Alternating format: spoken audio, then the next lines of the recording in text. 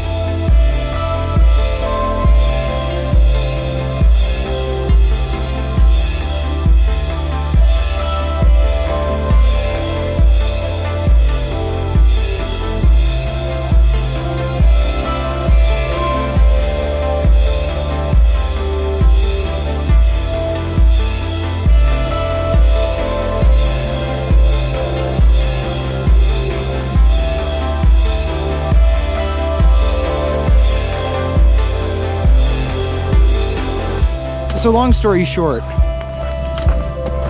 you have a choice to be made.